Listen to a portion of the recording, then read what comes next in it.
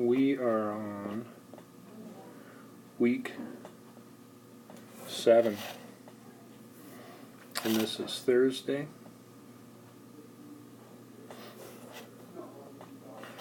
NET-226 scaling networks. They took the assessment to start with, and then we worked on dynamic routing. Here's the diagram. I'm not going to go through the whole thing, but this way you have it. We have these two addresses dividing the network. We're going to use this to do some address work in terms of trying to understand how addressing works and so forth.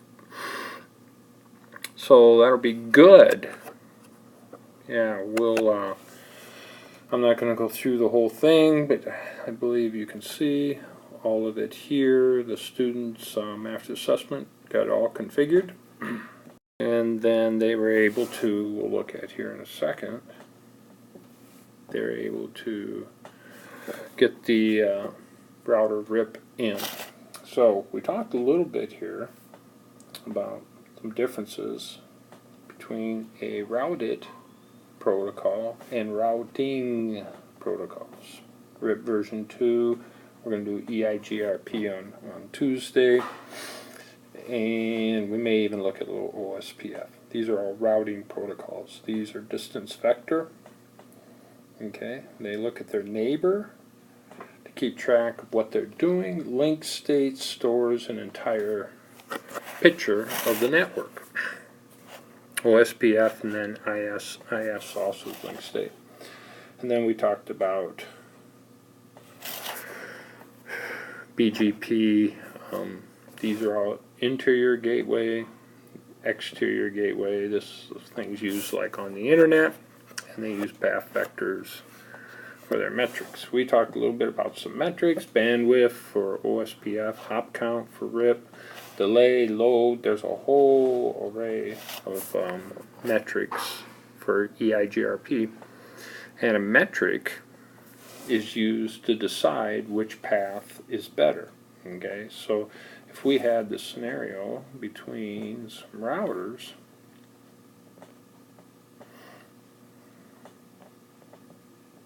you know, and we had a path here, here.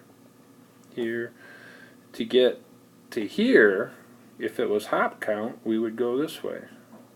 Okay, so if it was bandwidth, you don't know, but maybe this would be the best path. Okay, because these are faster links. That makes sense? And then you can start looking at all other kinds of metrics. The lower the metric, the better the path. Alright, we talked a little bit about addressing. We're going to talk more about that, and the fact that these 172.16s were divided up between 16 and 0. And we'll take a closer look at that on Tuesday. You don't really need to worry about classful anymore, but years back they developed a whole set of addresses and called them A addresses, and the first bit was always 0. So that'd be addresses 0 through 127. Then they said there was the B addresses, in which the first bit was 1 and the second bit was 0. So that would be 128 up to 192. You can calculate that. This is 192. This is the class C address. The first two bits are 1s, and the next bit would be a 0. There, I don't have it written in there. And so that would be 192 up to 223, 255, 255, 255, and then 224. These were class D addresses, class E addresses. So routers on the internet could look at just a few bits and figure out where to send the information. These, we ran out of addresses, so they wouldn't work. So then they come up with variable length subnet masking. Okay. Classless interdomain routing, CIDR, C-I-D-R, classless interdomain routing, we'll talk about on Tuesday. Variable length subnet masking. So you can even though you have this network, if there's a whole bunch of networks that fit into that range, you can represent all those addresses with one address. Yeah, more of that on Tuesday. Students got RIP to work, and so you can see the networks here. Here, the 172.20s, 172.20. This is, going out to the NIACC side of the network, and then eventually to the internet. And then we have the 172.16.00/16, and now you have all these 24s in here. Okay, and then we have the administrative distance, all those 120s, and then here is the metric. 2 hop counts or 1 hop. And we'll take a look at those more specifically, okay, when we look at it again on Tuesday. Alright, so Tuesday we finish up.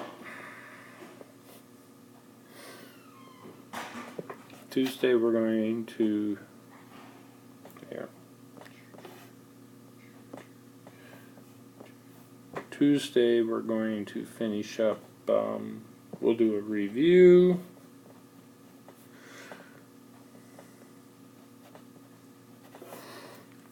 We'll finish up this work, look at EIGRP, we might even look at OSPF,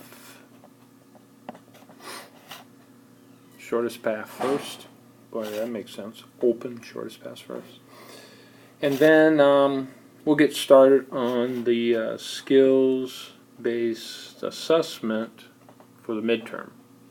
And then on Thursday we'll have the midterm test, and we'll finish up the skills-based.